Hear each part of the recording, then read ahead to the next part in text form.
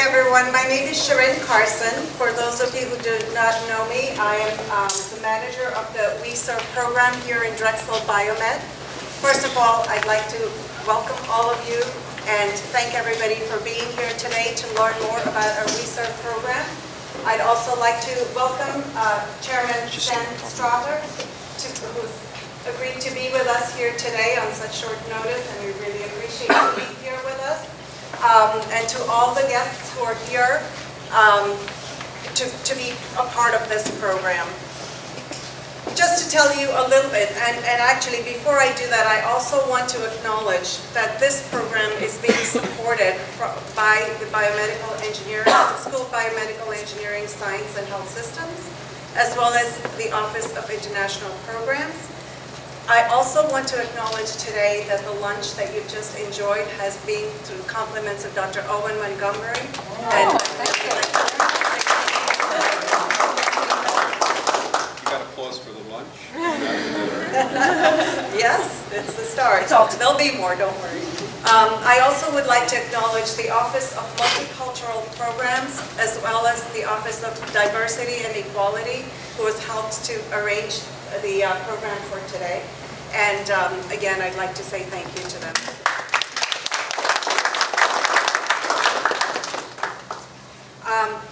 To begin the program, we will have a couple of presentations for you today.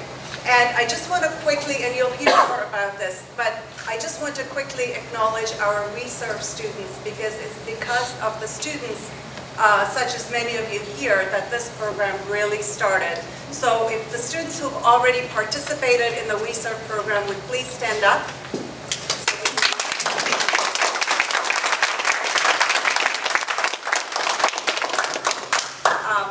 Zane unfortunately could not make it. Alexa was one of our initial students who really inspired the rest of us to start on this project. And it's obviously generated a lot of excitement. So I think we're going to go a lot of wonderful places, and with the passion and the energy that all of you students are bringing, I'm sure that we have a lot of exciting things in store with what you are all going to be able to do. With that, I'd like to invite Dr. Banu Honoral, the Director of our School of Biomedical Engineering, Science and Health Systems, to say a few words.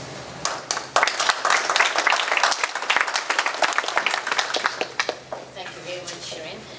Let me just thank you first of all for organizing this, and not only that, but taking the lead on this project that is not just limited to biomed. It emerged with the biomed students, but it rapidly extended to the medical school now, to nursing, to public health, to other engineering and science departments.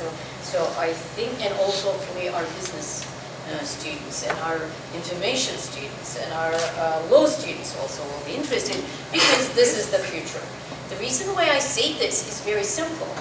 All these programs that are led by the students are led by the future leaders. And this is how we look at all the students here, is that those who will change the world and make it a much better place than how you found it. We, in my generation, tried, did not succeed as well as we would have hoped. So we put all our hopes onto you, and we are behind you in whatever you want to do to truly bring not only services through your innovations to the underserved, the underprivileged, those who have not had the opportunities. We are counting on you to create a new model of life, which is perhaps the next generation nonprofit.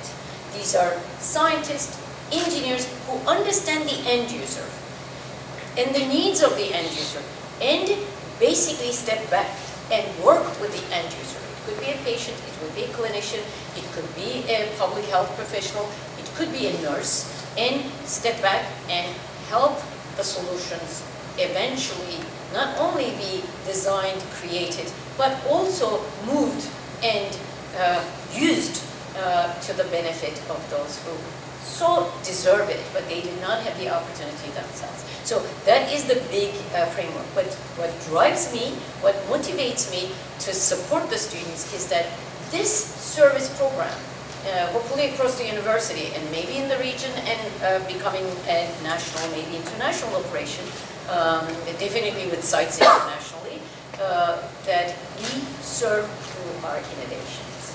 It's not about serving and leaving. It is about legacy. It is about sustainability.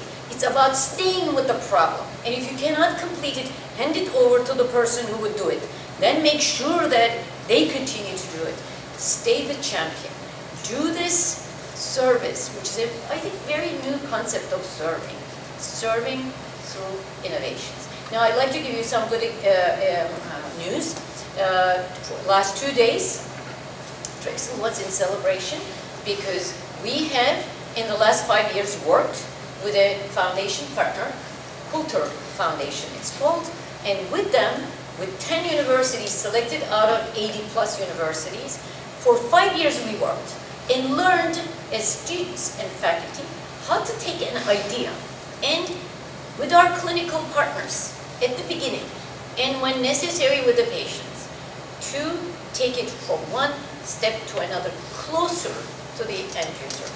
This program was about working with industry, the for-profits, but obviously in parallel, we immediately began to think, if we can do this with the for-profit world, we should be able to do it in some fashion, in some incarnation, in some modification, in some reinvention with the non-profits. Or many of you sitting here, or those who will join, will create those next generation non-profits that are very committed to the sustained mission that eventually the what is called now with the general term global health doesn't stay a big nebulous concept, but it has very tangible pathway to what you want to accomplish. So Kultur Foundation created with us this $20 million endowment, which we will use to move discoveries from the labs where our students and our faculty are working on some sort of good idea that hopefully will benefit healthcare. But also in parallel, we are determined to start, hopefully in partnership with Engineering World Health. I don't know, we have representation here today, because where Kultur Foundation already invested some funds, hopefully we find that new model. And it will be all based on the next generation. We will have in those projects, and we already have students deployed with our nonprofits already, partners of our nonprofit, but we will have students doing this as freshman design, as junior design, senior design, master thesis, whatever it takes, until the technology's risk is eliminated. And then somehow these students working with partners in various sectors, it could be government, it could be for-profit, it could be foundation sector, whatever it is, that they will shepherd this thing to the patient. So this is a very important responsibility, and like I say, we trust the next generation. I see also young faculty here, especially from biomedical engineering. You have that responsibility to work with the students. To truly, yes, I'm looking at Sherry. I know. You have it. I'm not counting with the young. I mean, you're from my generation. That's what I'm saying. Yeah, that's why we're banking on them and the students. Yes, but the key thing here is to change the way we think, to change the way we find meaning in life, the way we build our careers. It's going to be a new world, and I hope I will see it before I die, because I worked toward this all my life, but the times were not ready. Now that the students are the drivers, I think we are ready, and we're going to do this. And thank you, Shirin, for doing this. Now, I'd like to recognize also here Owen Montgomery, one of our parents, who also took upon himself to be that face of the program in our medical school. So I'm very happy that we have a champion. And we also hopefully do have champions in the public health and in nursing and in other colleges. So that is very, very important that it be a grassroots, that it rise from the sort of the true committed, groups of people at all ages, but hopefully led by young people. Now, when I say this, I also want to add to this that our students are not limited to our university. They are not limited to our region. They are not limited to the nation. They are not limited to the world, actually. They can be anywhere in the world, like some of our students have been. They can be elsewhere in the world where there is an unmet need, and they will go assess it, address it, and make it a project for their life. So I am very, very hopeful, and thank you once again for taking on this responsibility.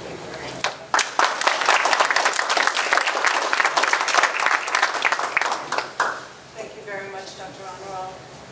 And just for those of you, again, who do not know, we do have the champions here. Some of them have already been, and you're going to, of course, hear about Caitlin's experience from a student perspective.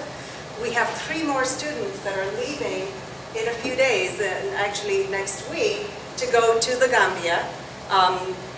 Vanessa and Owen Montgomery and Paresh Kumar. And then Marco will be following them shortly after in June to go to Mozambique.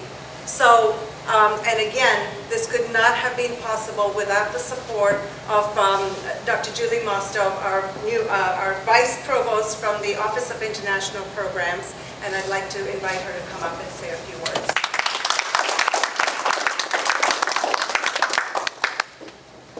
Thank you, Sharon, and thank you for all of your hard work. Thanks to everybody, Vanu, and of course to the students who really were the drivers for this wonderful program. As somebody who's worked in development for over 20 years, what makes me particularly proud about this program is the way in which the students understand that they're not going to tell somebody else somewhere in the world what to do. What they're doing is taking the skills that they have, the knowledge that they've gained here at Drexel, and through their co-ops or other kinds of work that they've done, their research, and going and working with partners, finding out what the needs are in the community, and seeing what they can do to support those needs and to build some of the skills and competencies in work with the equipment in the region, in our partner hospitals and clinics. And that to me is an extremely important lesson. The kind of humility that they bring to this program is what we really need if we're going to work together to make the world a better place. And so I salute not only the adventuresome spirit of our students and the eagerness to participate in programs like this, but also the way in which they are approaching the issues of development. And of course we have some people here who are experts in development and who have also spent their lives on that, and we are very happy to have them say a few words. So I'm going to introduce you to our next speaker, who has spent his life also reaching out to communities and bringing his knowledge, his expertise from a different field of finance and management, to peoples across the world. And that is Stanley Strotter, who is the chairman of the Mayor's Commission on Africa and Caribbean Immigrant Affairs. He's also the chair, and I didn't know that, of the Mayor's Commission for Relief in Haiti, and something that we have been particularly interested in. We have a weServe group on our students and our faculty. So that's something in addition to some of the other things I'm going to read to you. Now, I'm not going to read these 3 pages because I know that you want to hear from him, but I do want to let you know some of the things that he's been involved with.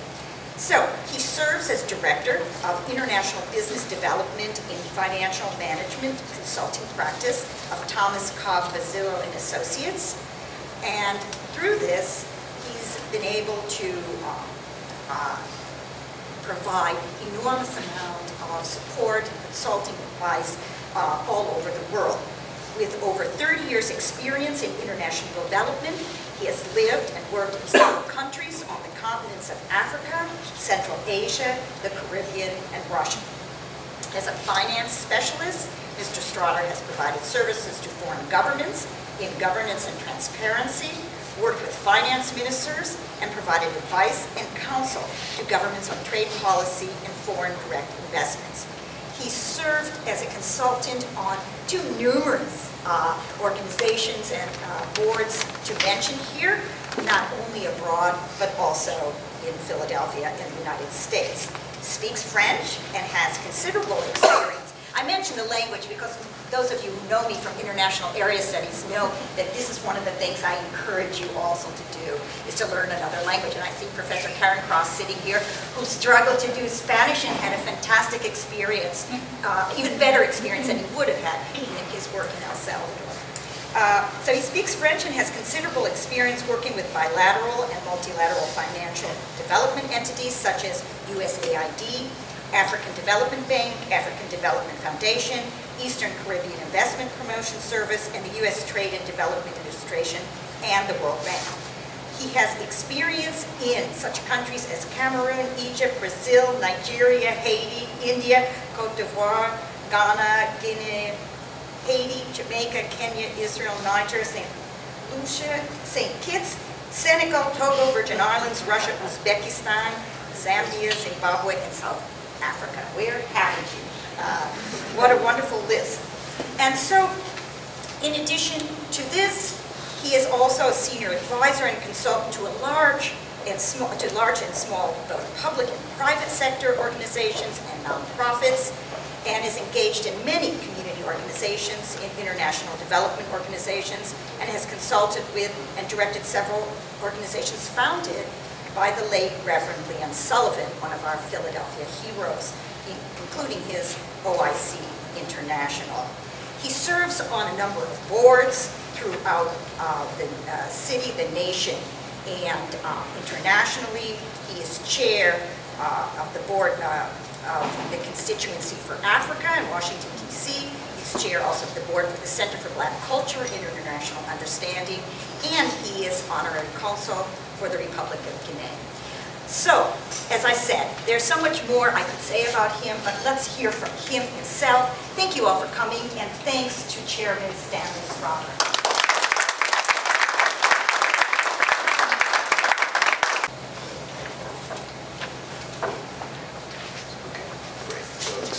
To be here, and I want to thank you for doing it. Also, based upon remarks and understanding a little more about what weServe is doing, let me congratulate you. It's wonderful, wonderful work. And through my years of working with the late Reverend Leon Sullivan, I started out in the 1970s. He founded OIC in Philadelphia in 1964. In 1970, one of the past leaders of Nigeria read about the OIC program. The significance of the program is similar to what you're talking about, helping people to help themselves. You know, there's this African proverb that says, when you feed a man, he eats for a day, but when you teach him how to fish, he can eat forever. So this is the premise of the OIC program, and my friend he and his wife have worked with OIC for the years also, but it was founded in 1970. And OIC are self-help training centers. They're all around the world.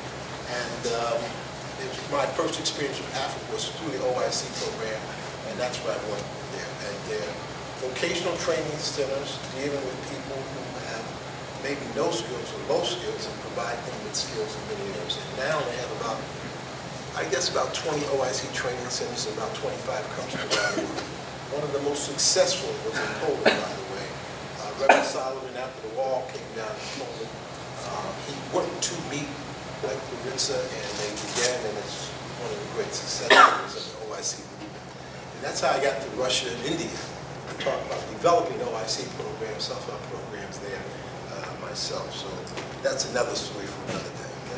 Okay? Let me first begin by saying to you that I'm sure that most of you know, but know this, but let me trouble you for a moment by restating it. First and foremost, before I begin, Africa, as you know, is not a country. It's a continent. 53, 54 countries. The continent is 3.5 times larger than the entire United States. We can take the United States in it 3 times and still have room left over. There's 1 billion people plus, and the middle class in Africa is growing as fast as the middle class in China. That's the economic paradigm.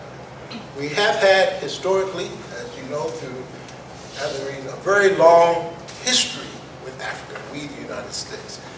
Clearly the history of the relationship that dates back to the institution of Atlantic slave trade.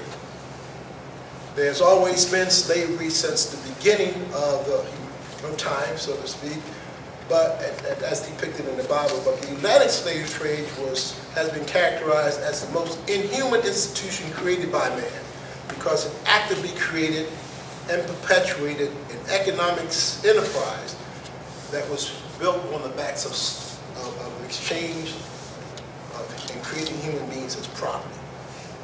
It is reported that millions of black people came from all over Africa, but particularly in West Africa. They were captured and sent to the New World, and called slaves there. And in Africa, the lands were conquered and colonized by the foreign powers, and the people of Africa, both in the New World and in Africa, were treated in the most inhuman ways that we can imagine. Currently, we have been engaged in a process to try to correct that history. Always, that's what we're doing. It's the root of racism, segregation, and many other problems that we have. But since being here for over 500 years, from the very beginning of slavery, black people have been trying to get back to Africa in some form. You may be aware of the Back to Africa movement by the great Marcus Garvey, who has now been, I think one year Congress has forgiven him for being I guess a subversive might be the word the term might want to use at that time. But he organized over 3 million black people in this Back to Africa movement. Also, we have here in the United States, we have I should say, the first president of Ghana, Kwame Nkrumah, went to Lincoln University, did his graduate PhD work at the University of Pennsylvania. The first president of Nigeria graduated from Lincoln University. So we've had a long history in our community here, but also with Africa. So we have a lot that has been involved here, and I think you're going to see and hear more about that history evolving as we go forward and put on this. For Nkrumah, he being here, he stayed here in the States for 10 years, and being here, one of the great things he found out was the injustice that existed and the principles of democracy that he struggled for when he went home, helped to lead in 1957 Ghana to be one of the first independent nations on the continent of Africa. There were other independent ones like Ethiopia that were never conquered or colonized, but Ghana became one of the first, one of the most important ones.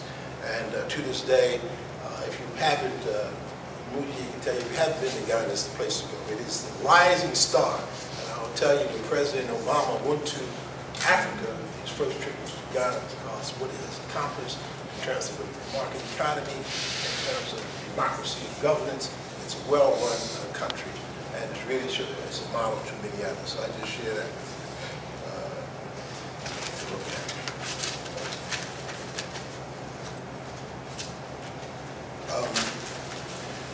One of the things I wanted to point out to you is that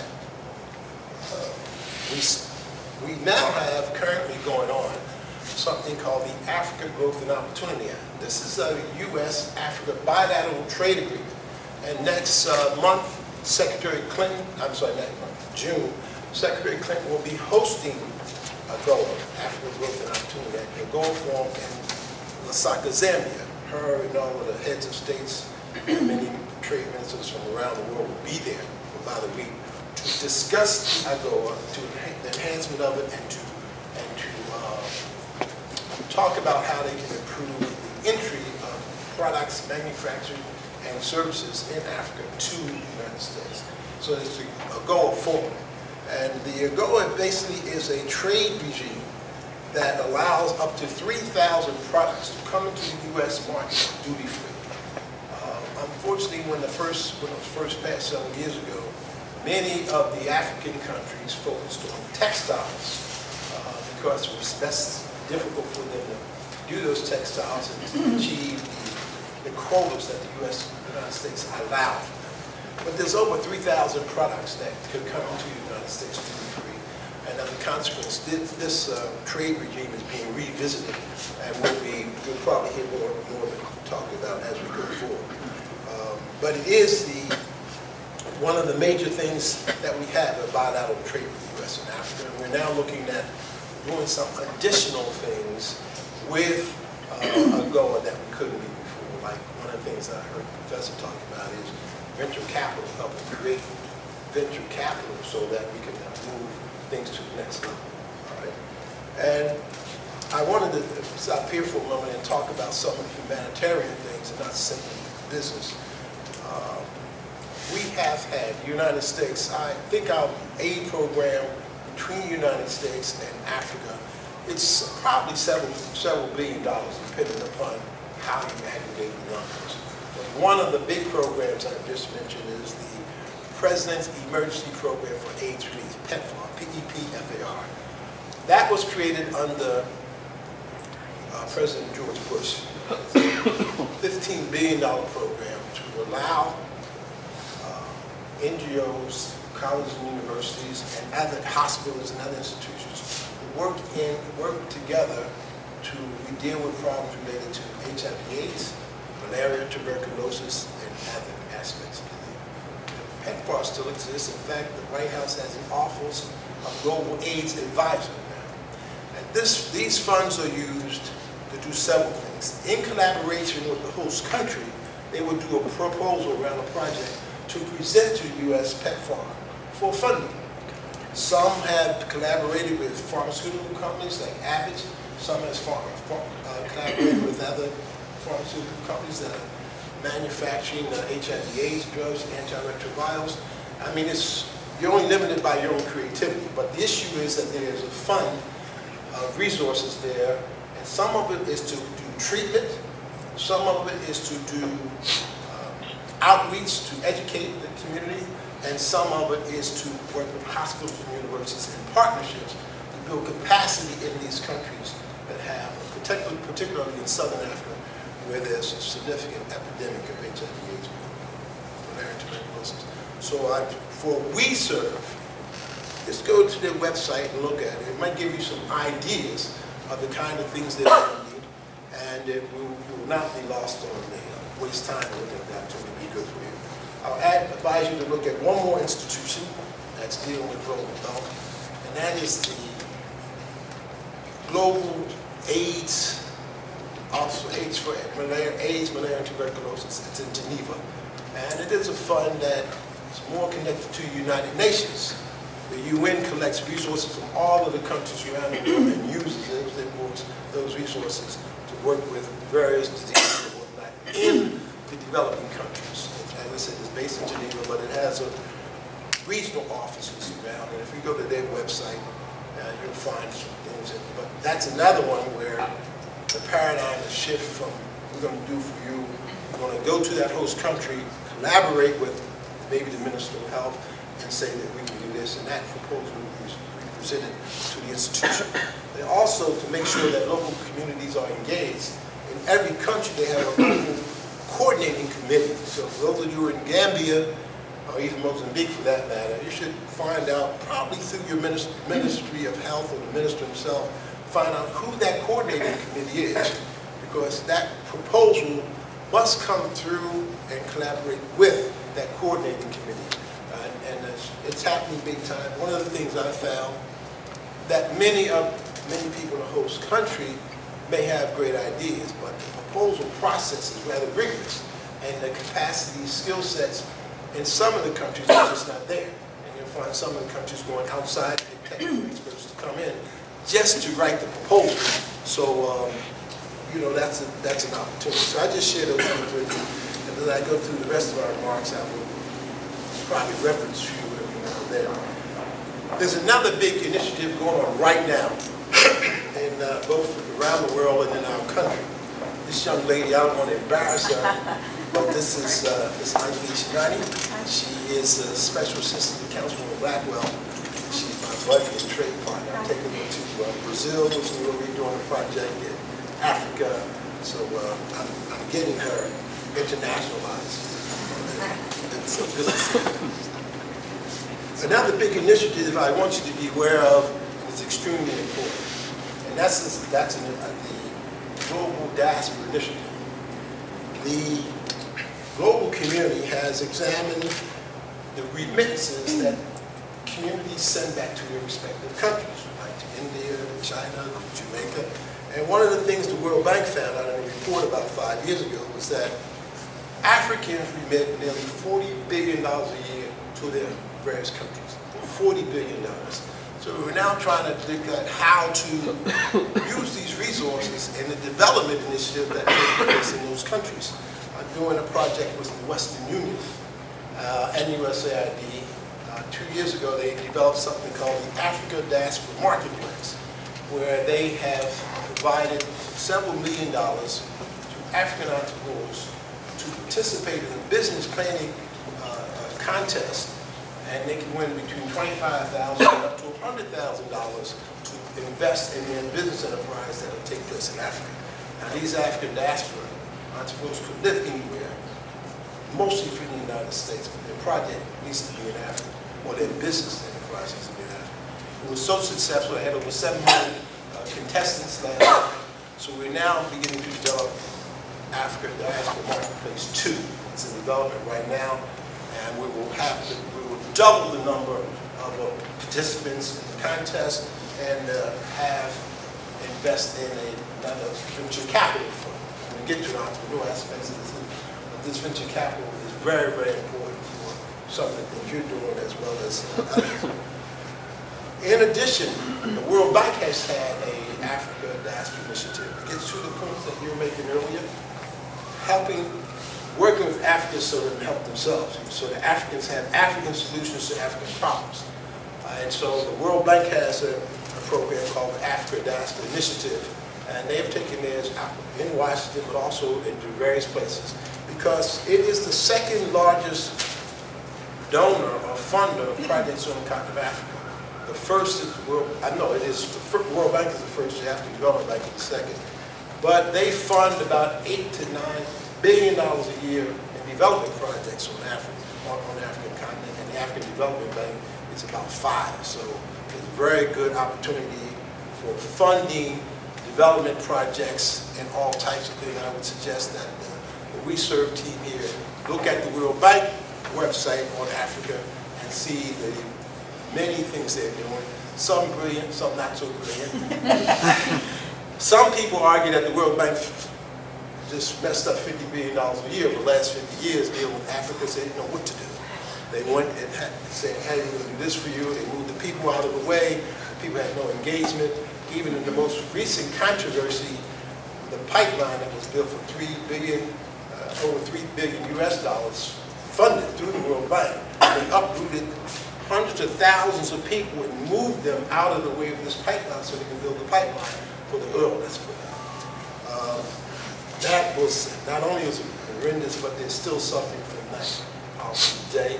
And hopefully they learned enough to keep that from happening again. But these are like development initiatives that people don't know going in. And let's mark it up to ignorance as opposed to intent to destroy the lives of millions, literally millions of people. So, but I think they're getting better record for what they're doing most recently, and we are still have yet to learn more about the development things of the World Bank.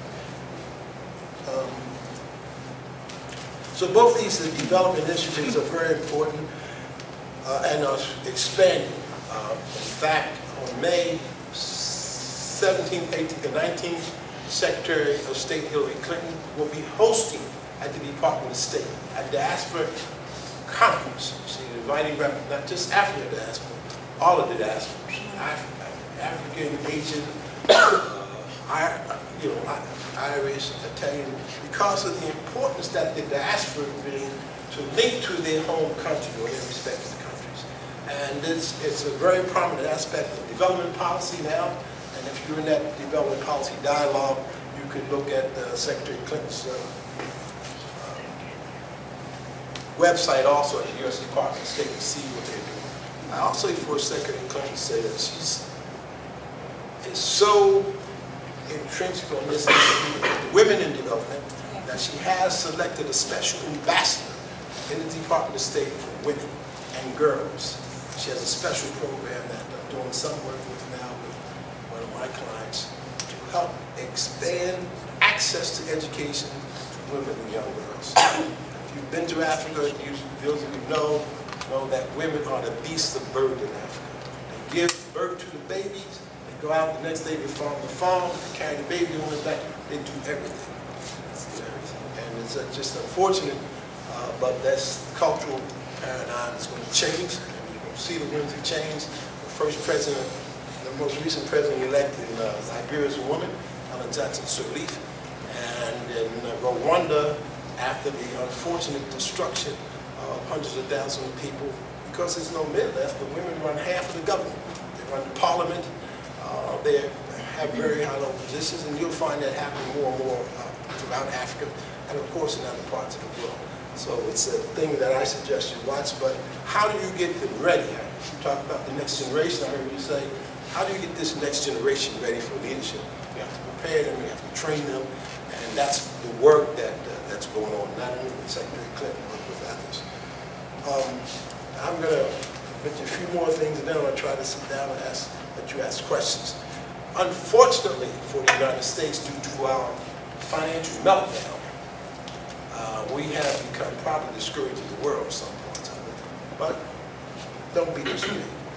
We have now, if you read the financial papers, it's been clearly recognized that the developing countries will lead the United States and the West out of this economic malaise.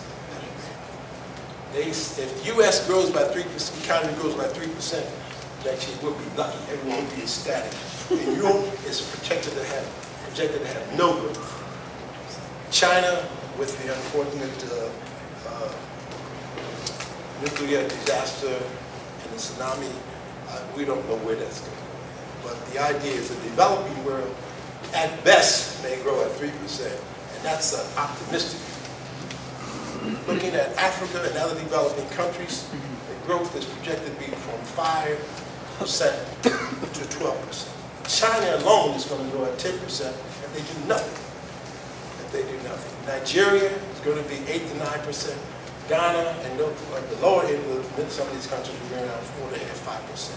So if you read the Financial Times or the business journals, I have some stuff that Business Week did and the McKinsey group did on Africa and growth development. So it's the place to be. It's the place to be, and it's the emerging markets will lead this out of this struggle. And you just may have seen, I think about a week ago, that the BRICS, Brazil, China, India, Russia, and South Africa has been added to one of them. So it's BRICS now, and these countries will help. I just got back from Brazil not too long ago. I'm doing a project where we're taking some Afro-Brazilian students from there, bringing them to Philly and taking them back. But it is phenomenal. That's also the reason why President Obama went to Brazil recently. I don't know how much press he got here, but it's a phenomenal visit, and we can continue to expect great things out of Brazil. South Africa has the 12th largest stock market in the world. If you go to South Africa, if you get to Mozambique, you got to go to Joburg. It's like cheating. It's not even Africa. It's like going to New York. Plus the cities are cleaner than the United States. But you have to experience it because there is this notion that unfortunately for many of us, that's Africans, a bunch of wild people running around in the streets and killing each other. And while there are tragedies, unfortunately, as you see what's going on in North Africa right now, but the North Africa issue is not unique. It's like, and we fight a revolution for the right to be self-governed and democracy, and that's what you're seeing that's taking place in North Africa now. Those young people are rebelling against, and unfortunately there's some of these dictators we backed. They are rebelling against the status quo and saying, we don't want it, we had enough, it's over, we're not standing. By the way, in sub-Saharan Africa, 17 countries are having democratic elections this year. Most recent going on right now is the Nigerian elections, where it's highly recognized that the presidential election that took place last week was one of the most fairest in history. But you still have elections coming up this year in a number of other countries, and we're looking forward to a very positive result of those elections. So we have some good things coming on about self-government. On the growth side, let me share this with you since you guys had some medals. I was at a medical forum, and the growth for the pharmaceutical companies is not here. It's flat. You know, the patents are running out, the generics, I mean, everything is happening. So where are they going? They're looking to the developing world for two things. One, this new market. Because as these economies increase, people tend to eat better. They have Starbucks and McDonald's will go in, and guess what happens after that? Obesity. So the pharmaceutical companies have done a step. They can tell you by year, by country, the types of diseases that people would develop by virtue of their diet, and they know where they're going in. I mean, that homework has already been done. If I saw it, you know how late it is, okay? If they showed it today, but I was at a World Bank meeting, and it's done. So the pharmacy industries are saying that growth markets in Africa grow about 40% a year. That's what the projections are. And unfortunately, as I say, the rest of the bad stuff goes with McDonald's, Starbucks, diabetes, cancer. It's going to proliferate, and that's where they see the market. Don't listen to me. You go to the Pharmaceutical Association of America, employment website. Maybe one of the good things that we're witnessing now, one of the great transfers of wealth, is oil.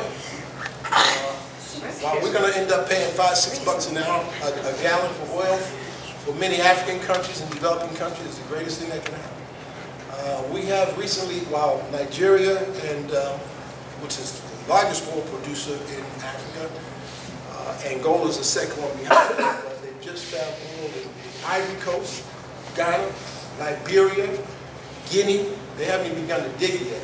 Uganda. So much oil in the world that I don't know why prices need to go up, but I guess they're going to make a bit out of this. I know my president is talking about it, but something's going to happen. But there's no dearth of oil on the planet. I mean, clearly it's a finite resource, but where they're finding it at, and the oil find they had in Ghana, I don't know if you've seen this video, they thought it was just a trickle of oil. Then they began to test it. They were like 3 billion barrels of oil in Ghana alone. It's something around the Gulf of Guinea, where Nigeria is, and they're finding this oil and these natural resources there that are becoming very, very prominent. Of course, I start there because you have some of the most essential commodities in the world in Africa. The cell phone that you have would not exist if it were not for coal trading and DRC, Democratic Republic of Congo. Gold, bauxite, diamonds, you name it, is there. It's just been underdeveloped. So we are certainly watching how U.S. and our trade policy will help to contribute to the development of Africa. And on that part, let me just say that we are dealing with a perception that there's nothing there. And that's okay, because the Chinese and Indians are there. The Chinese spend $100 billion a year in Africa right now. It is expected to grow. India is close behind with $50 billion invested, and they seem to have a better understanding of the development process and the collaboration that can take place in this underdeveloped country. Walmart, by the way, just spent $3.4 billion in South Africa to buy a partnership in Mass Park. And when they asked Walmart, why did you do that? They say, being consumers on the continent of Africa, what are we doing? They're moving it out of South Africa and to other countries around the world. So many of us are slow to understand it, but somebody's looking at it. One of the criticisms about the Chinese development effort in Sub-Saharan Africa is that certainly they need to grow, but their development paradigms say, okay, we're going to come build a bridge for you. They bring in the Chinese team, they build the bridge, and then they leave. So there's no transference of skills or knowledge or anything into the local communities, no capacity to use it to maintain it. I just got back from Liberia last month, and one of the truth of that is the Chinese told the Liberians, we're going to build you a hospital. And they built them a hospital and left. That's all it is. A big empty hospital there. Okay? So I'm sure that many of the African countries are learning more and more about this, the aspect of it, because Liberia is unique because they just come to a 15-year civil war and everything was destroyed. Everything.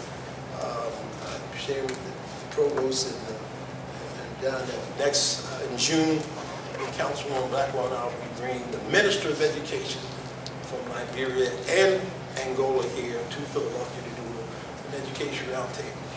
The United States government alone will spend about $80 million in refurbishing the Liberian education system.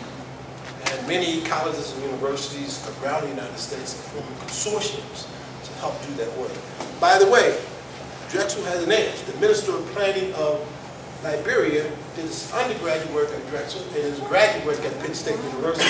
So I told him I was going to bring Drexel back, kicking and screaming, to do some work in Liberia. So that's something which we can talk about moving forward.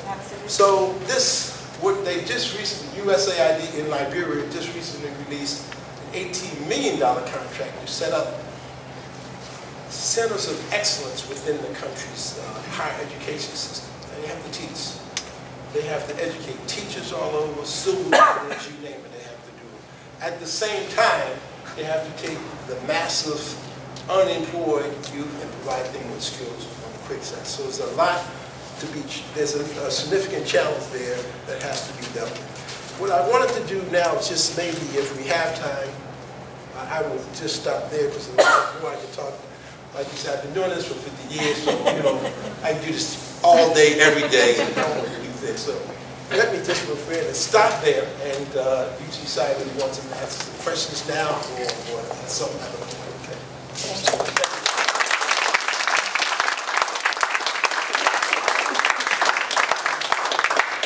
Thank you very much, Chairman Strotter. Any questions for Chairman Strotter? Oh, well, I have a question. You mentioned before some of the less than successful projects the World Bank has done in Africa. So like if you were, tomorrow they put you in charge, like what would you do? Like if you could do one thing. I think one of the key things I would do is what you're doing here. You have to educate the people as quickly as possible. As I say, the challenge is the regular college education, this massive bulge of unemployed young people that need attention right now. They are currently a threat to what we call civil society because in some countries like Liberia, Sierra Leone, and Guinea, they've been suffering in wars, and that's all they know is killing and robbing and stealing. So I would see how we can take this skill transfer. I know you were talking about a skill technology and training. That's the quickest thing we can do. Training. If we have some technology to expedite training and skill sets, I think that would be one area that is not big. I know that's one area in total demand. I can take y'all to any country, talk to any minister of education, and they will say, what can you do now?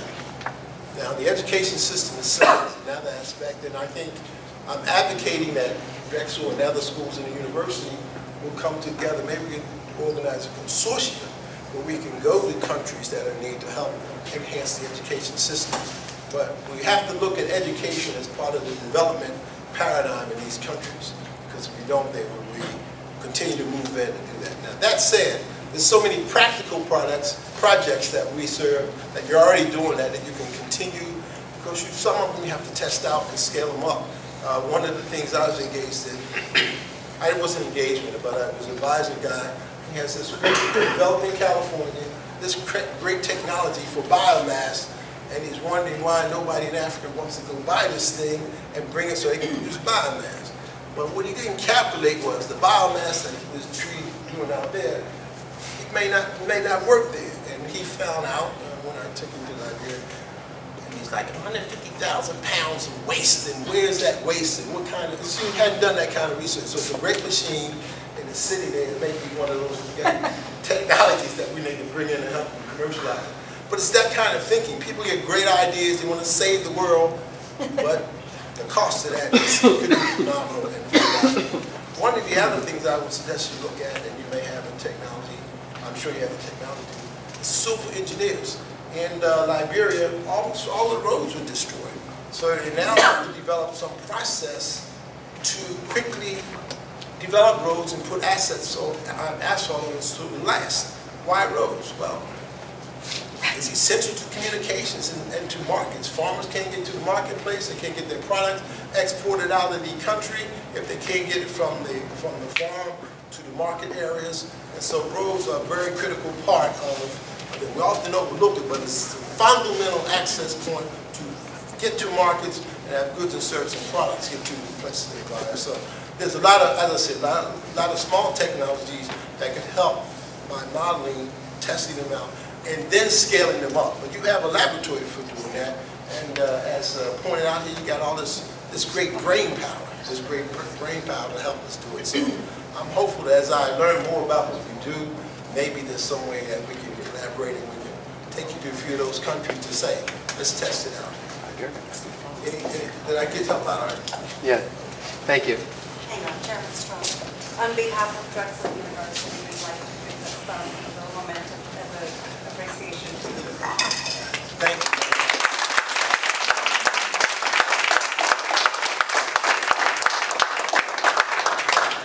So again,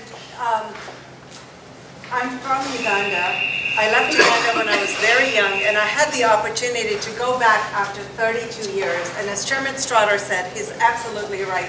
It is a different world there, and it's a whole, generation since I went back. So I saw many changes, and I was at the airport on my way back, and it was amazing to see what used to be one little building, probably smaller than the room we're in as the airport, transformed into a whole, huge building with electronics, with the latest and greatest computers. And I go there because I thought I was supposed to leave that day. And so I go there and I have no tickets, no seats. I'm like, but here's my confirmation, I'm supposed to leave today. And the woman sitting there, this amazing computer, looks at me and she says, TIA. I'm like, wait, what? And she says, TIA. And I'm like, I'm sorry, you had a stroke and you're so calm about it? Is there anything I can do to help? I thought, she wasn't feeling well and she couldn't use the computers. And she just like looks at me like I'm crazy. And then there's a gentleman next to me and he says, TIA, this is Africa. Welcome to Africa. And this is what happens if the computers don't work and you can't get out till tomorrow. I'm sorry, TIA, that's the way it is. So that's some of the experiences that I'm sure you'll have. And speaking of exactly that, as you all know, Mr. Kebabaji was supposed to be here today as well. And unfortunately, he had some visa issues, again, something that happens. But he has sent an address that I would like to share with you all today, as he requested me to do. Mr. Kebabaji is the Chief Executive Officer of Suleiman Juncan General Hospital in Guayam, the Gambia, West Africa.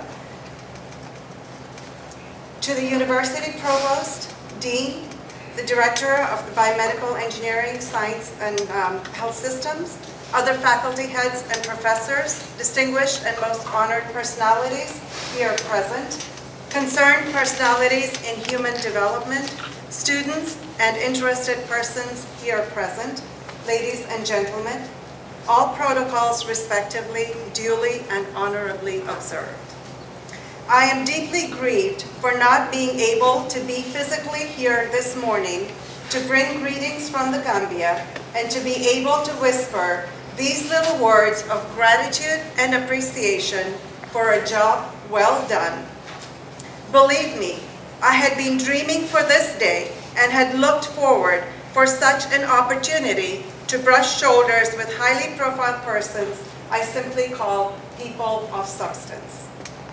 My desire to meet you people cannot be overemphasized, for such a situation would have offered many here present today not only the opportunity to put a face on this very fruitful and realistic biomedical engineering outreach project, but to also have one-on-one discussions with me on its merits and a way forward. However, make no mistake, for I'm very much in spirit here with you, and is very much pleased to learn that this speech will be read to this august body. I am fully aware that this would not suffice or be able to replace my physical presence, but will be a compromise. Mr. Chairman, Drexel and Solomon General Hospital had successfully, over the years, managed to establish a strategic relationship that had been characterized by realistic, individual-centered operational plans and logistic undertakings. Students' quest to venture out into the unknown for what I call the other world experience, and had successfully made a difference in the lives of others, especially to the less endowed. This undertaking bred cross-cutting benefits that had yielded far-reaching consequences on both sides of the divide. My Blessed Mother, may her soul rest in perfect peace, once told me that even though oceans and seas do have multitude of waters, they still do not reject the waters from less endowed zones. This is to simply illustrate the fact that this project is and continues to be a win-win situation for both institutions. The project, therefore, had unveiled two opportunities. One, it was able not only to unlock the innate potentials of my trainees, but also enhanced their capacity. The trainees have now not only developed a much broader sense of responsibility and hope, but had also encouraged the hospital management to come up with a planned preventative maintenance policy. Mr. Chairman, working in a resource-constrained place can invoke and encourage ingenuity, improvising, a sense of purpose, economic and judicious utilization of scarce resources. Above all, it may also expose one the opportunity of putting the human element and culture in the forefront in problem solving. Solomon Juncan General Hospital is a rural referral health facility situated some 105 kilometers south of the capital city, Banjul, and and we serve a populace of not less than 150,000 people. In this part of the country, transportation, especially vehicles, have always been a problem. So patients mostly access our services through alternative means of transport, like donkey, horse, and ox-drawn carts. Conscious and cognizant of this, my management came up with some strategies aimed at mitigating not only the transport problem, but also the provision of better accessibility and availability of the health services to the patients. Key villages were identified, and our trekking health team visits these sites on a monthly basis to immunize children and take care of all maternal cases and adult male issues. Secondly, we have established trekking sites, and we use solar power in these satellite clinics in our service delivery. So we are now in the habit of using some form of technology to advance our drive to deliver effective services with quality assured. The Faculty of Engineering residents at Drexel has got a huge role to play in our quest and mandate to the servicing and maintenance of our medical equipment. One sure way to achieve this is to help upgrade the skills and knowledge of my biomedical staff through training and also the provision of the required tools to do the job. We have been enjoying over the years volunteer residents from Drexel coming over to repair and service our medical equipment. This effort has done well with recognition and appreciation by both management and staff of Solomon Juncan General Hospital. And I would like at this juncture to register our gratitude, our appreciation for such timely interventions by the resident volunteers. We do therefore look forward to having this collaboration nurtured and strengthened. Mr. Chairman, Madam Director, I would like to conclude by making the following suggestions to this august audience, but most specifically to the Faculty of Biomedical Engineering for their kind perusal and consideration. 1. Make the coming of the residents regular and on rotation basis through the sponsorship of Drexel. 2. Come up with a training module for my staff and have them certified by Drexel University. 3. Provision of a maintenance kit box. 4. Signing of a memorandum of understanding between Drexel and Solomon Junkin General Hospital. Mr. Chairman, Madam Director, I am very much optimistic that with the establishment of the aforementioned, both parties will greatly derive benefits and a huge difference would be realized. I thank you very much for your kind attention, and God bless this partnership.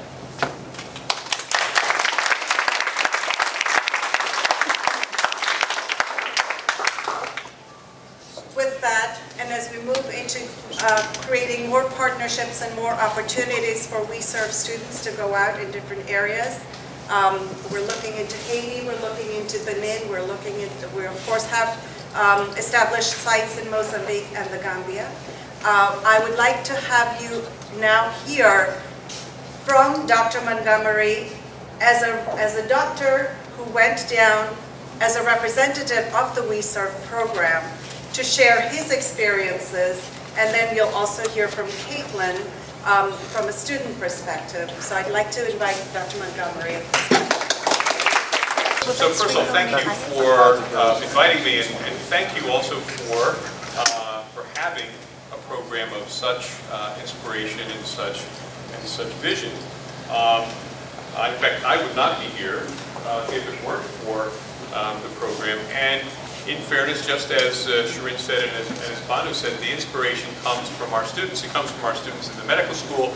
It comes from our students in the university. I have saved on my cell phone.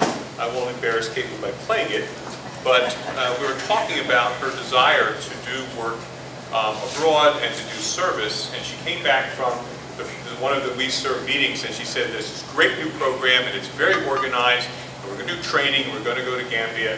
And I said, "Wonderful." And then I quickly went to look up where Gambia was, because I didn't know where Gambia was. And so my slide is first off, not only the copy of the article that was very nicely published, which we took several copies with us, but also a picture of Caitlin, because she was my inspiration for going to Gambia. I had previously worked in the Dominican Republic, both at the university teaching and then doing work in the hospital there, and we had scheduled a medical mission to Bolivia, and Caitlin was going to accompany me, but because of logistic things, as we heard, not only just in Africa, the mission was canceled, so we were unable to go.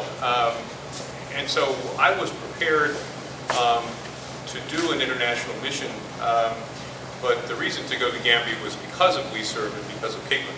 And I think the Chairman Strother said so many things which I jotted down on the back of your card so I would remember.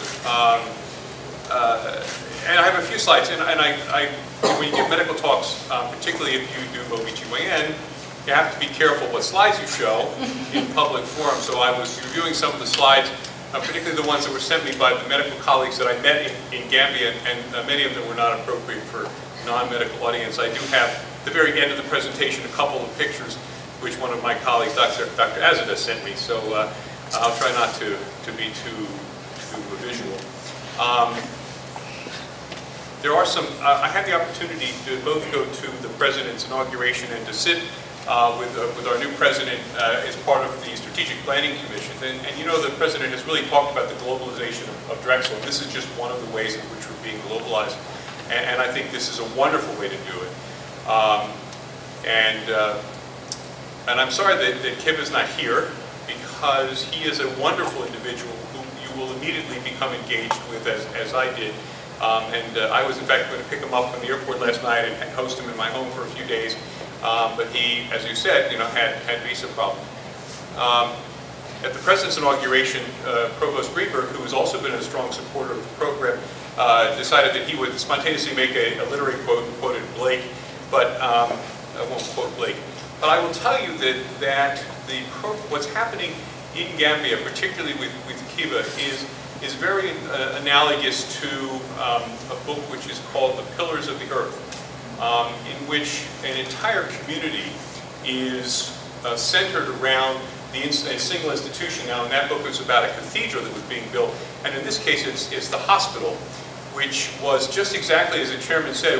It was built, plopped down in the middle of rural Africa with no road, and left empty, without any equipment. And there was a World Bank meeting that was about 20 miles down the road at the president's village home, and somebody from the World Bank came and said, "What's this, big building doing in the middle of rural Africa?" And Kiba managed to have a conversation, and about a year later, $1 million worth of equipment came from the World Bank, so that actually it's one of the examples in which he has served as a lightning rod for his community.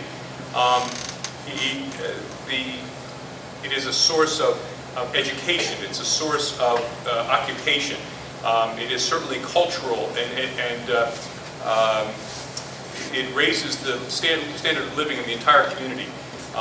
Examples, he bartered using a small corner of the area of the hospital building to rent to the cell phone tower companies, so they could then have cell phone towers. They pay him diesel fuel so he could run the generator to keep the hospital going. I was lucky enough to be there while the hospital generator was working, which allowed us a few hours of electricity a day.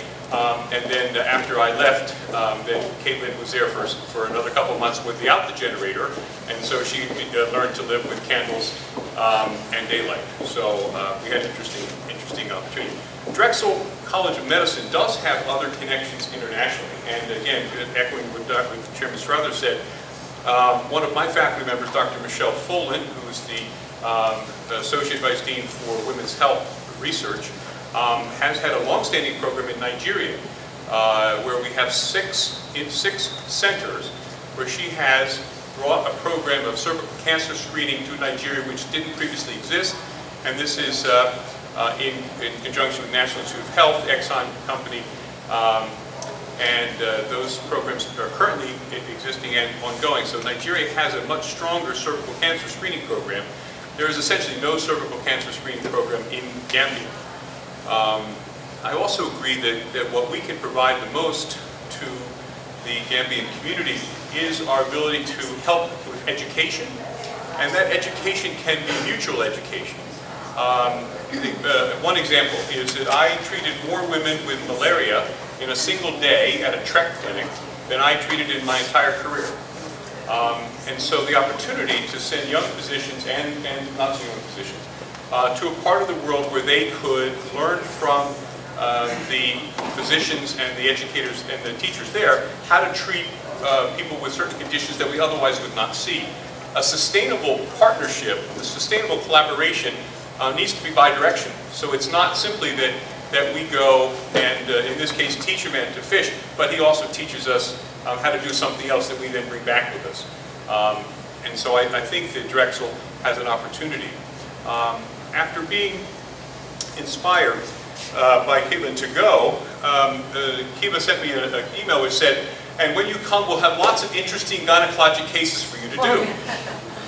And I said, well, okay, I've never been to the hospital, they don't have electricity, they don't have running water, they don't have anesthesia, I have no idea what they have, but I think one of the worst things that I could do would be to go over with a scalpel and decide that I was going to operate on people that I've not met before and who I can't follow up after. So even though I thought it was disappointing to them that a professor of surgery from the United States was going to come and not operate or not plan on doing lots of cases, I didn't think that was, in fact, the best use of my time. So what instead I did was to bring a 16 gigabyte flash drive and filled it full of 500 lectures that I got in a voluntary basis from the College of Medicine and the School of Nursing related to women's health and also primary care. So I asked any faculty member who would voluntarily give me their lecture, as opposed to very specifically, I didn't download the Drexel curriculum, which is one of the things that we're working on becoming global with. But I had lectures that we give medical students and nursing students and PA students, videotapes of of interesting cases that my faculty have done and downloaded and brought with me, along with, and unfortunately one of my colleagues had to leave, Rob Kanuski, who was at the table just a little while ago, who joined us from the School of Medicine. He's the Associate Director of Information Technology for the College of Medicine, was very helpful in arranging for me to get some of our no longer functioning laptop computers, which we then got to the TechServe group here at Drexel, who then created a way for us to transmit technology in addition. And we carried with us, I think you'll have a picture that Kate will show you, and I'll show you as well. We carried with us laptops, which then became integrated into the hospital and also into one of the literary centers. So I really want to thank the weServe people and the TechServe people. So we have the TechServe guys there. And Rob has also showed me into this room, which is filled to the ceiling with computers, which the College of Medicine pays someone to come take away and discard. Whereas if we have a safe, secure system, we can actually turn those in not only to opportunities for us to work with weServe globally, but also with our local partners. Because some of the towers and the monitors are better sent to North Philadelphia than to West Africa. I did mention to President Fry at our meeting, we talked about globalization. I told him that I thought we could do well if we went to China. And I came back from China in December, and I agree that the middle class is growing dramatically there. But I think we could do good when we go to Africa, because I think we can share our education with them. I have a couple quick slides. I'm not going to bore you with the details of the emails, but there was a series of emails. I think the important things were that I reached out to the Professor Mohammed Ka, who's the Chancellor of the University of the Gambia. As it turns out, he has a local connection. He and his wife were professors at Rutgers and lived in South Jersey, about 20 minutes from my house where Caitlin and Owen grew up. He's very interested in having a relationship with the University of the Gambia, which is a very young university. So I think there's an opportunity for us to have a bi-directional education. This is his return email. We appreciate your interest. I brought with me a letter from Dean Homan from the College of Medicine, looking forward to us working together. There were several medical students who already participated in weServe, none who had been to Gambia, and also Dean Parrish, the Dean of Students, had also been participating. So I'm not the only person from the College of Medicine. In fact, another faculty from the College of Medicine, one of our cardiothoracic surgeons, also works here in biomedical engineering. So you... Yeah. I'm sorry, nurses. So, and Rob was here before. So you do have, there are other connections besides myself. I also mentioned to Chancellor Ka, who was very interested in using simulation as a method of teaching. We have a robust simulation program at Drexel, combined with the College of Medicine and School of Nursing. We put on a large transdisciplinary simulation education day. It's a way for people to learn techniques before they then practice on patients. It's a way to teach, also to use distance learning, because we can do simulations over distance. They're very interested in building simulation centers, and interestingly enough, they're looking for partners to help them build the centers to do simulation education, which I think fits very, very well with our other agendas. We did meet, for those of you who haven't had a chance to meet Kiva, that's Kiva right there. And also, that's Mr. Ngom, who's their Director of Protocol, and has about 6 other titles. His job was to welcome us when we arrived.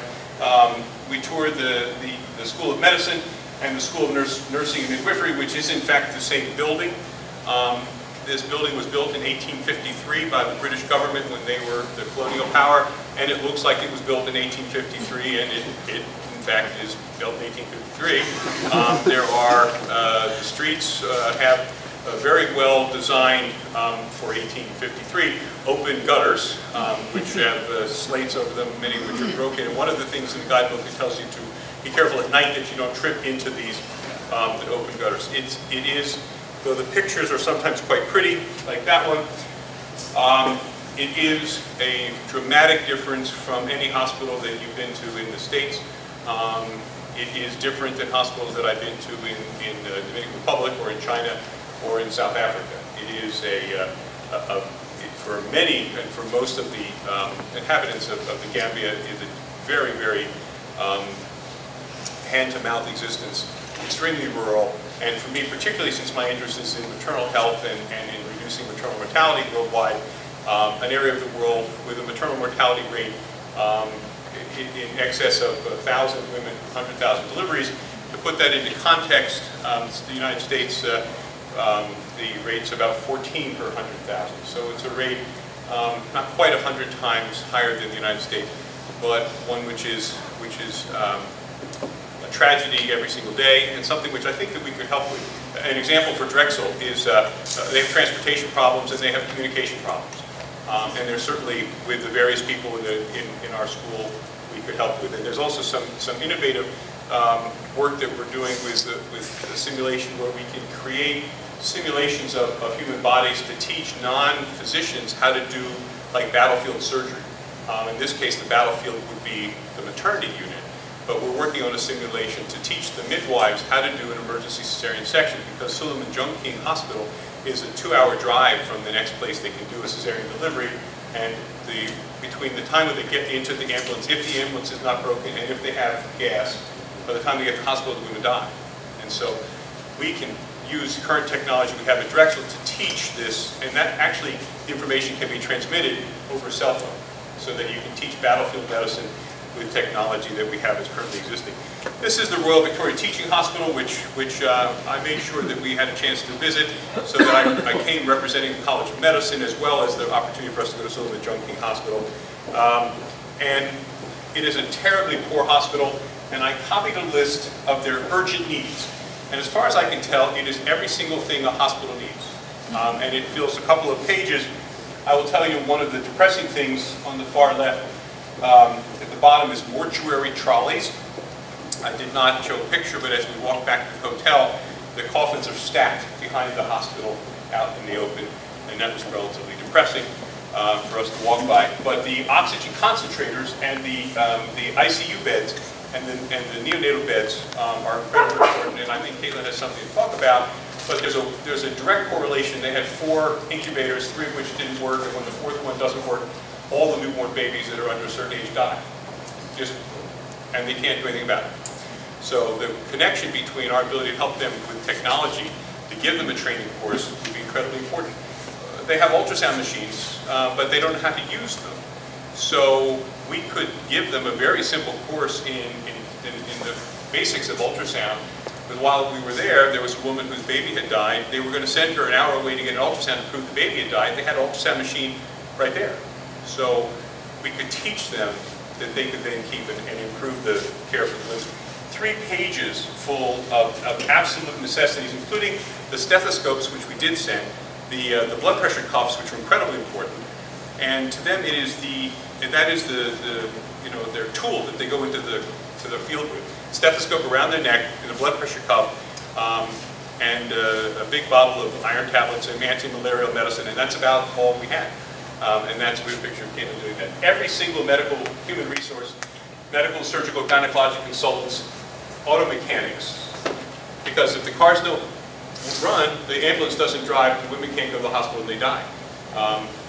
Just anecdotally, on the way back from the Capitol, the hospital ambulance that we had died about a mile from the hospital, and so we got up, pushed the last mile. Luckily, the road was nice and flat, but it was dirt. Every other specialty that you can imagine is urgently needed, and that's the main teaching hospital. And we were going to a rural hospital 2 hours away on a dirt road.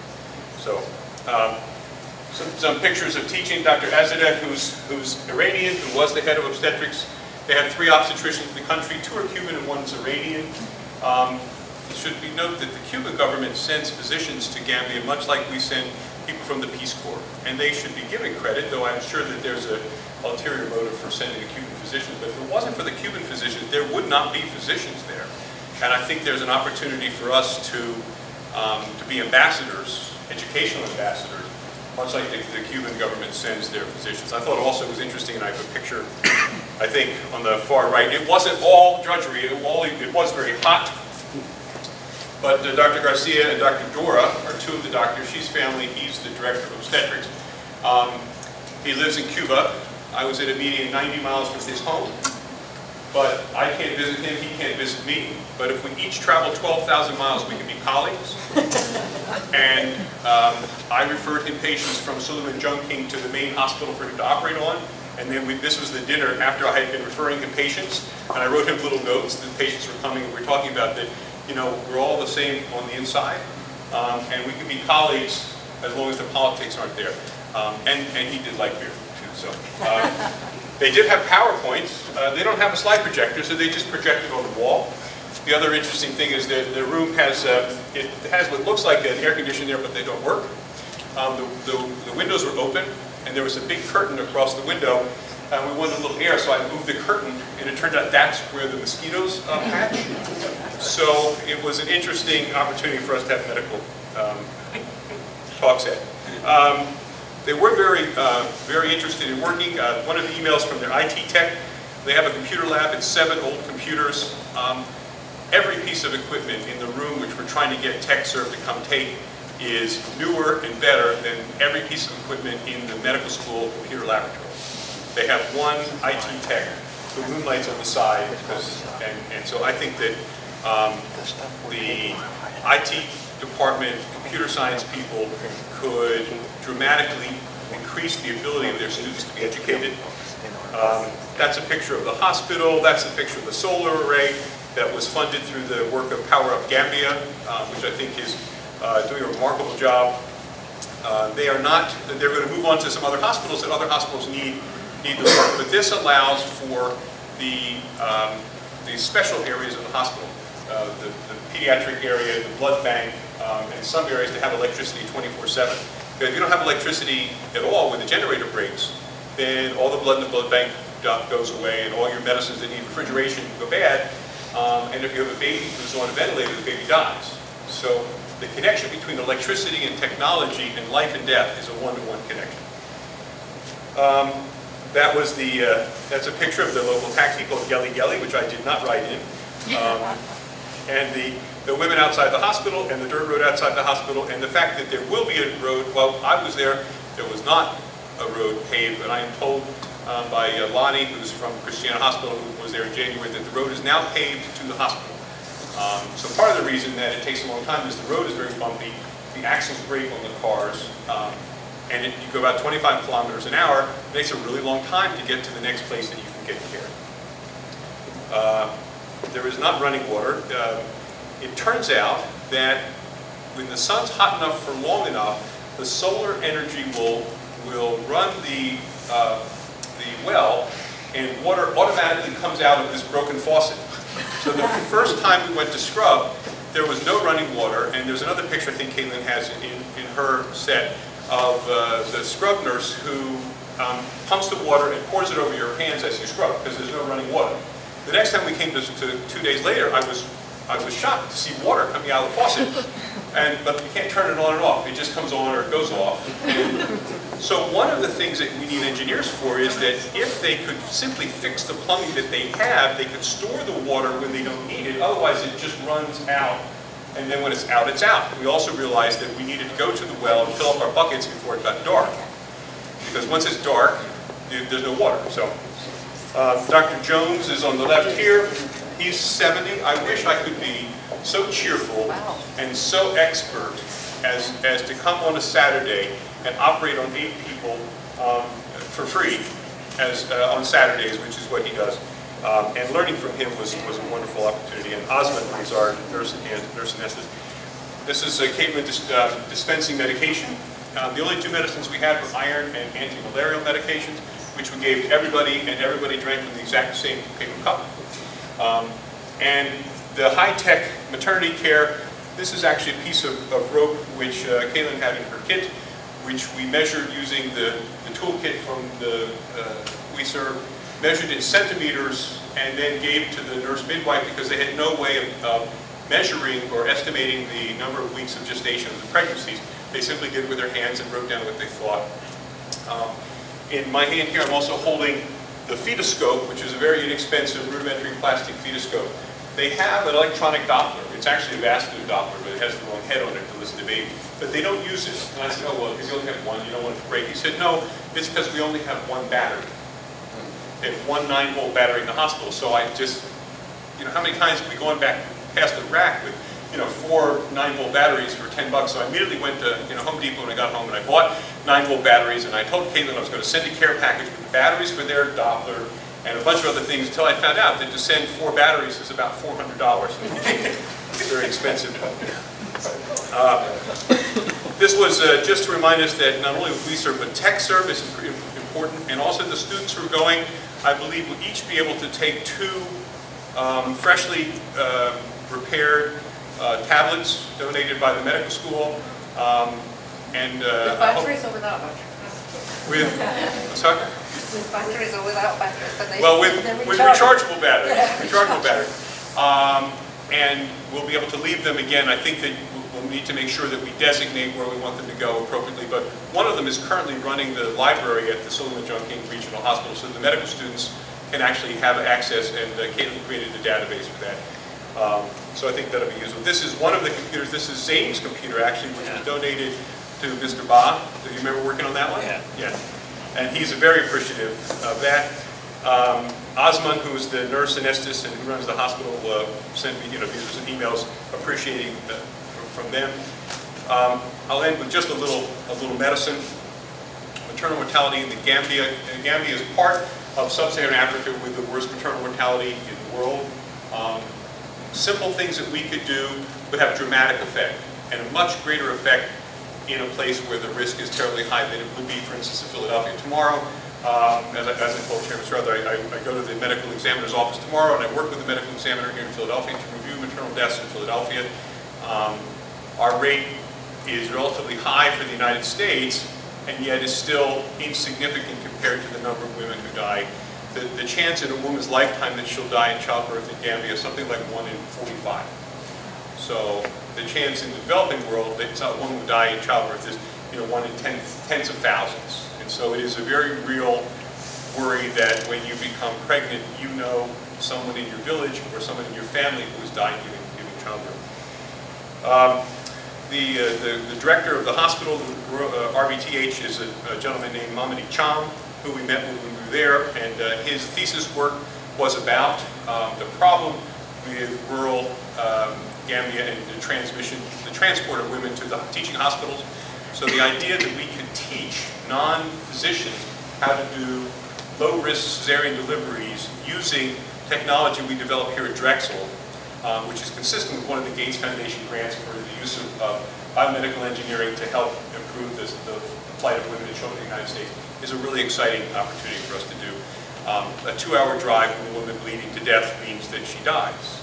And there are people there who we could teach how to do simple low-risk cesarean delivery and save lives, and we could save lives starting this year if we're able to do that. A very nice slide, which I did not put together. This is reducing maternal and neonatal mortality in the Gambia, with examples of the 3 delays. But the 3 delays is failure to seek medical care, failure to make the diagnosis, and failure to timely transport the patient.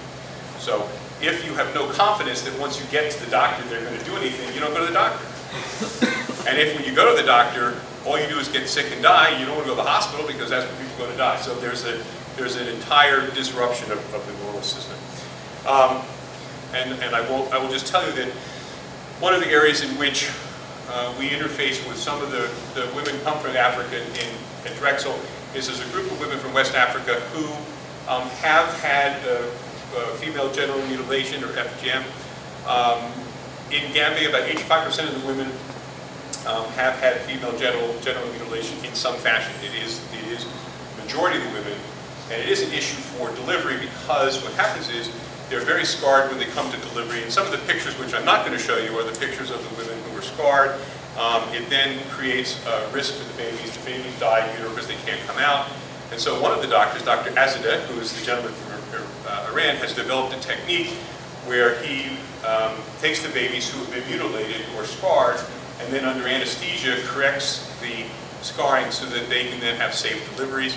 And he sent me his work as one of his, he did a presentation in the British Journal of Medicine. And also Dr. Garcia, who's the gentleman who was drinking beer with us, has a special technique for low-tech cesarean section. I mean, not low-tech, meaning less instruments. So you can use finger dissection to get the baby out quickly. And so 2 of our medical colleagues have already begun to interact with us in a medical environment. And he apologizes for the gross pictures, but he wants very much to continue to interface with us. So I think that the idea that we could participate across the whole university, whether it's chemical engineering or electrical engineering or biomedical engineering, whether it's medicine or law or the School of Public Health, whether it's our specialists in malaria or HIV/AIDS, both of whom are very strong with our medical school, whether it's our nursing school or our PA school. Unfortunately, Lonnie's not here. She's a PA who works at Christiana, who goes and works there. I think we have an opportunity to interface with the University of the Gambia, with the people of the Gambia, in a way that enriches us, me personally, enriches my family, enriches our university, enriches our city. And it may be, like they said about the Quakers who came through, when they came to do good, did well. It may be that if we go there and are doing good, that we also may find business opportunities. That's not why I went, but I think that we have an opportunity to do good. And I encourage all of you to keep going and doing this program, and hopefully we'll see more people from the medical school. And I will spare you the pictures, but if you want to see them, they're available. So thank you very much. I'll take questions right here.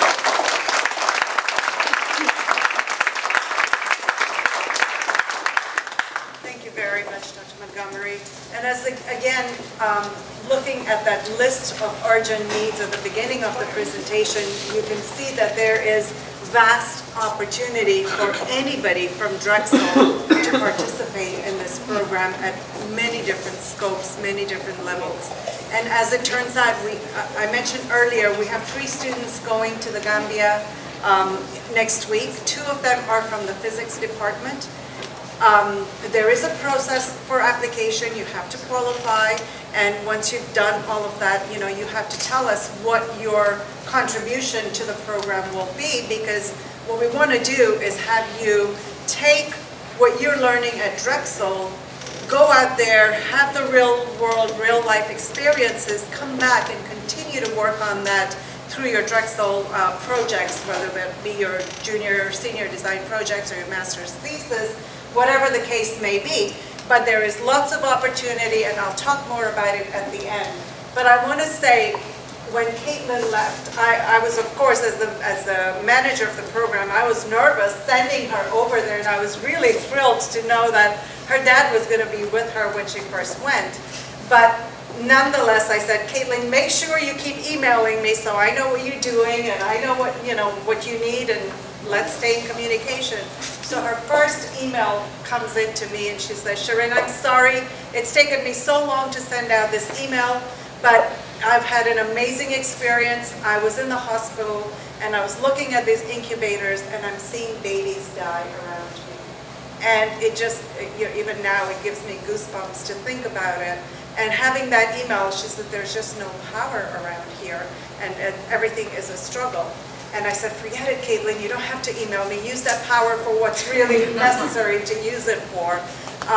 But she has had an amazing experience, and I'd like you to hear about it from her, obviously. But thank you for sharing. Okay, I just want to thank everyone again for staying around. I know it's kind of a long day, and I was really lucky that my dad did get to go with me, and we had kind of a similar experience for the first week I was there. But I was also very lucky that he left. I had a very different experience once he left. So I'll try to skip over the parts where we were to get, I don't want to reiterate what he already said, but this is the first day where we were in the RBTH, and like my dad said, this is Kibabaji and Dr. Nam. And he said something on that very first day that kind of just stuck with me even now. He said, biomedical engineering is the bloodstream of a hospital, and that it doesn't matter how many doctors you have, if they don't have the equipment they need, then the hospital doesn't run. And these are the examples that they gave about the incubators and the oxygen concentrators, that they have 5, 6, 7 of them, but only one works. And if all 7 of them worked, that's 6 more people that they could be saving every single day.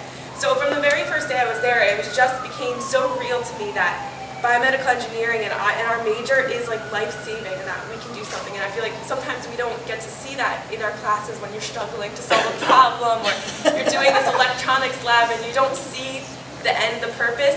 From the very first day I could finally make the connection. I really feel like since I went over there as a co-op and with this external education, it was really evident to me. So again, I got to go on the tours of the different educational facilities with my dad, and I was really impressed by these students. They were making these presentations. They don't have any textbooks, and they have to pay per minute for the internet. And these presentations were fantastic. My dad said they could even go to school here and just do just as well as the students here. So that was incredibly motivating to me to see such passionate students like that have nothing and are still giving everything they have. And as a student, that was inspirational. I got to oversee some of the surgeries. We do post-op rounds. There's kind of a comical story is that I had a headache in the morning before post-op rounds, and I took 2 Advil before we went. And these men who had just had hernia operations the day before, we found out that the medication that they were given was 200 milligrams of ibuprofen. And so that kind of felt guilty. I had just taken that much for a headache, and here they are in the post-op. So that was pretty incredible.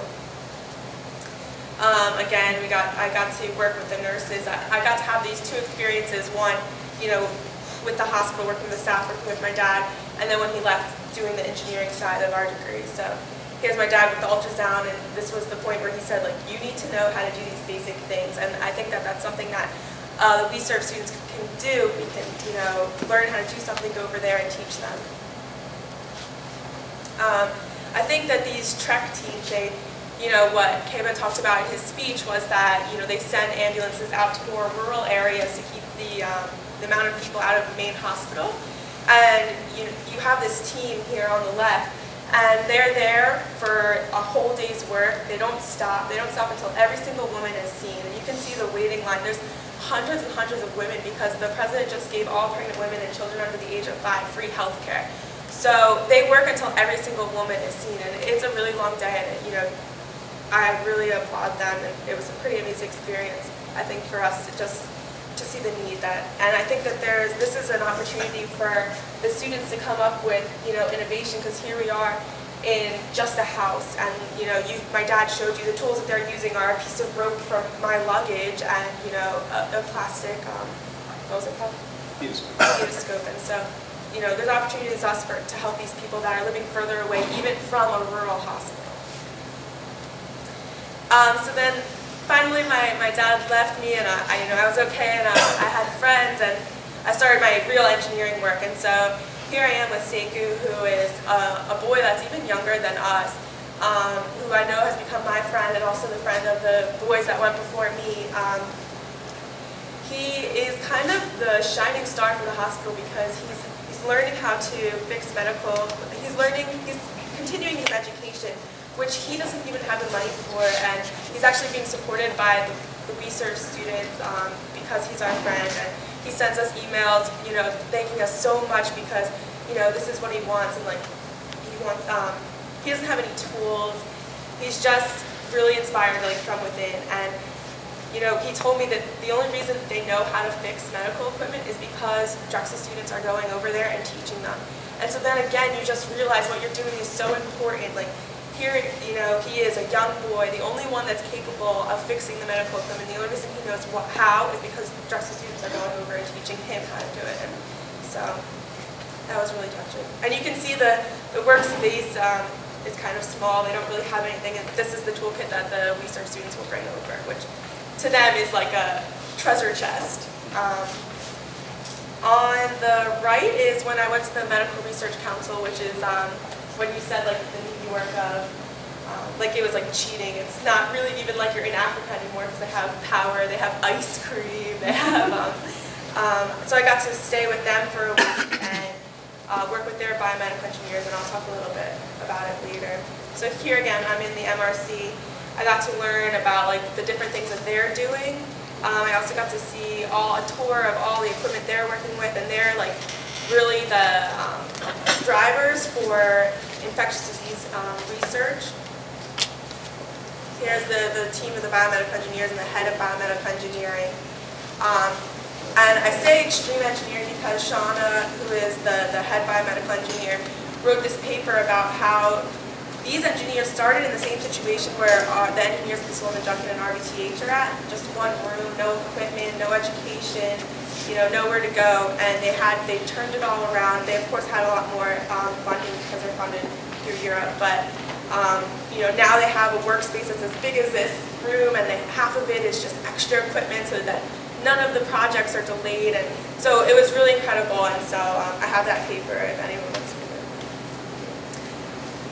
it. So after being shocked at our first RBTH visit about the oxygen concentrators and how they have 5 but only 1 works and the babies are dying, my dad said, you have to learn how to fix an oxygen concentrator and go back and fix them. So at the MRC, they actually did their oxygen concentrator presentation for me, and they taught me how to use it, and then I in turn went to the hospital we're working with, the Sullivan Junction General Hospital, and taught Alou, who's another engineer there.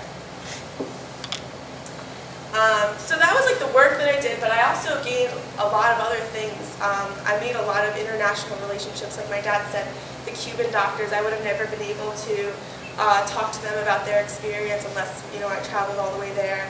I met, these are volunteers from Scotland that built a birthing house. I met tons of medical students that were on medical electives that I still talk to. Just recently we all met up in Scotland actually, and continue to talk about the work that they're doing. I had some additional projects. Mr. Baja had asked me to make a database of all the books that they had for the library. They had this wonderful library and books that were donated from the US, but they weren't letting anyone use them because they knew as soon as somebody took one, they would never bring it back. And so, I spent a couple of days just making this database of all the books that they have. And the best part is that they have tons and tons of textbooks. And, like I mentioned before, you have the medical students at RBTH who don't have any textbooks. And so here they are, and now hopefully we can kind of make this connection so that they can start using them. That would be really great. And these are the donated laptops, again, by TechServe, who my dad talked about. And they actually have this one now for the library, and they have another one for the biomedical engineers that I put all the information that I brought, some like troubleshooting information and things like that. But there's tons of opportunities for continued projects. This was a training for secretaries run by 2 women from Europe, and I think that, like I said, that's something that our students can do. We can train their engineers, or how to troubleshoot simple equipment that we're learning how to work on. I also made a complete equipment inventory of every single piece of equipment they had in the hospital, so that we can, from here, help them manage their equipment. We know if they say number 74 oxygen concentrator is broken, we know what kind it is, we know what it needs. So you can see Alou and I, we're really like digging down, getting, finding this old equipment, some like even like hand pump, suction pumps, some stuff that was really old, but so that was quite a project for me. I think 2 engineering problems that they really face is that they have lots of damaged equipment, but they don't have any other choice but to use it. So this is an autoclave for sheets, and it's a German machine. They don't have a manual, they don't understand, but they know that when this reset button goes off and the light goes on, they have to hit reset. And they just a person just sits there all day hitting reset until the sheets are clean. And so, for me being an engineer, like, obviously this machine is broken and something's wrong, but they don't have any other choice but to use it. So I'm hoping by this inventory that we have now, we can get all the manuals for them and start solving some of the problems that they have. The other issue just I think in Africa, or especially in Gambia specifically, is that there's just trash everywhere. People just throw their trash on the ground. There's nowhere for the trash to go, no collection. And so the same thing happens with medical equipment, and there's just rooms and rooms of medical equipment. I think that's maybe something that the students can address, like how can we help them, what can we do with this? We donated, here's Keba again, we donated, like we said, the stethoscopes, blood pressure cuffs, scrubs, really anything that we knew that could help them. This is a picture of a multi-tool that my dad gave me to help me survive, and at the end of my trip I gave it to Alou, who's the head engineer, and he cried because he has no equipment, and now he has at least a screwdriver, a ply, or something, and so that just shows you how in need they are. Here's the workshop where we're fixing medical equipment, and this is my friend Jane working in the lab. So these are opportunities for students who, if you want to work in a lab, you want to work in engineering, you really can get to do both on these kinds of opportunities. I also went back to RBTH just to meet with the biomedical engineers, talk to them about their needs. Again, they only have one autoclave, and if it doesn't clean everything that they need, if they don't have enough sterile padding or gauze, then they just cancel surgeries. They can't do them, and just another way people are dying. But this is something that we as students can help them, and you can have a direct effect on saving people's lives. And then, just finally to sum it up, this is the first time I ever lived abroad, and there was a lot of culture shock, and I felt like I lived a different life. I learned so much more than just the medicine, so much more than just the engineering. I learned this beautiful and rich culture. I got to go to the Muslim praying grounds during Tabaski.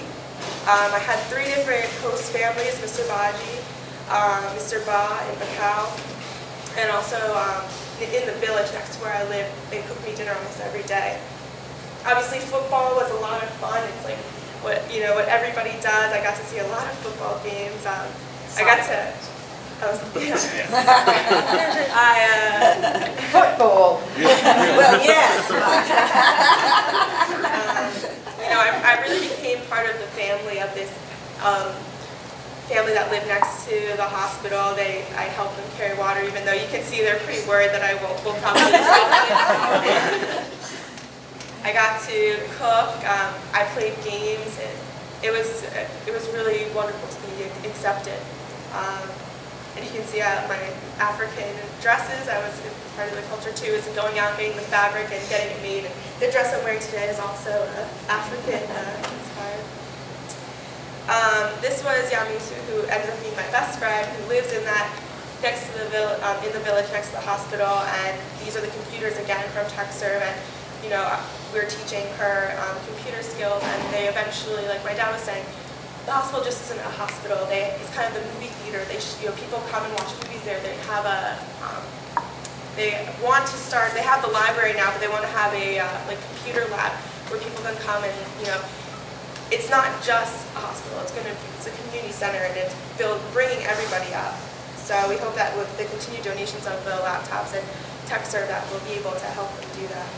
And I also tried to teach them about our cultures. And I was there for Christmas, right before Christmas, and so I had a big Christmas party at my house before I left, and I made a Christmas tree out of my green curtains, and had cookies and wrapped up, toys with plastic bags, and made what are they called, snowflakes, and had paints in it. It was really a lot of fun. I know everyone really enjoyed it, and they painted a lot of messages to me, like, I don't want to get emotional, but Kate and family forever, and we'll never forget you. But anyway, you can see from what my dad said and what I've said, there's really opportunity. There's so many things that we can do, and for every different major, and you can see that I've been touched by this experience, and I just want people to know that you can do something, even as a student.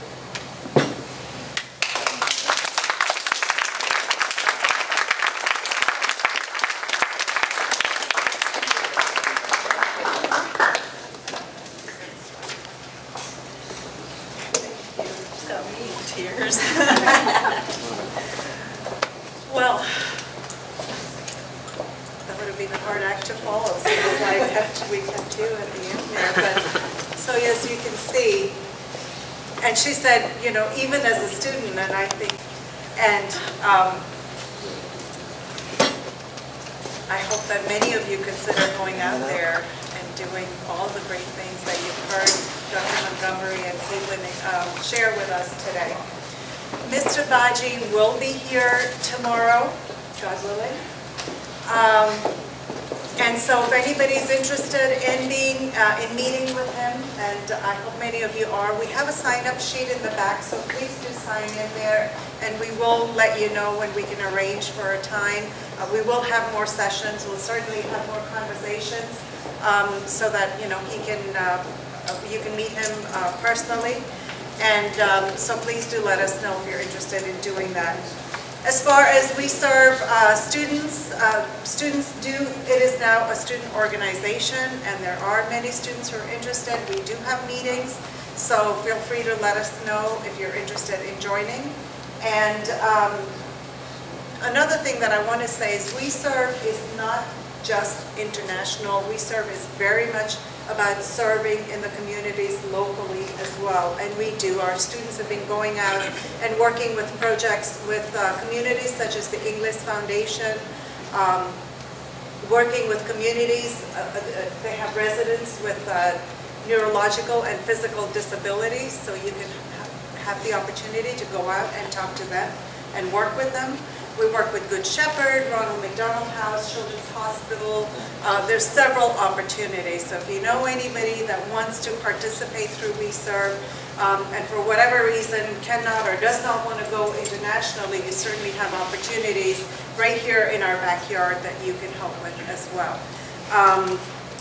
You'll all now recognize we have brochures on the table there, and here's Caitlin bonding with her Ba family in the Gambia. She's our new cover girl here, and you can find out more about weServe. So please do pick up those brochures out there. And I don't know if anybody has any questions for Dr. Montgomery or Caitlin or any of our presenters. I have a question. One thing I know. Yes. You take your malaria medicine every day? Yes. Great. And DEET was my new perfume. But again, I mean, your experience was wonderful, and I think the kind of stuff like myself, we're all experienced to know that however little you might think it is, it could be a big thing to somebody in this special area. So I want to congratulate you for your work and your commitment. I think it's phenomenal, and I'm hopeful that you continue us and we serve continue. And my question was, if you're ready and if you're interested, my friend is the head of the United States Peace Corps, and they're developing partnerships. And when you're ready, maybe I can have them come, or maybe the delegation can go to D.C. to visit with them. They just developed a big partnership with the World Cocoa Foundation. 80% of the world's cocoa comes from Ghana and the Ivory Coast. And they have to protect the cocoa crop, but they also have to do something to help the cocoa-growing families. Cocoa is not huge plantations, small family farms. So they're setting up schools, hospitals, everything. So one of the largest cocoa chocolate manufacturers in the world is Hershey's, just like roll a little bit, and we have 7 cocoa manufacturing, chocolate manufacturing companies within 2 hours, most drive from where we are. Philadelphia is the second largest port for the importers towards cocoa beans in the entire United States. Our corn is big. So there's some resources that we may connect you with. That would be great. Some other things. So if you're ready, I'll be glad to try to get that connected. Yes, we'll definitely talk about that, because I think one of the things that would be really helpful for us is if we have such partnerships that can facilitate our students and participating in ways to help them out. Thank you for that. Any other questions? Any questions about the weServe program that I can answer for anyone here? We've all had lots of presentations, so probably have to get back to classes and programs. Thank you so much.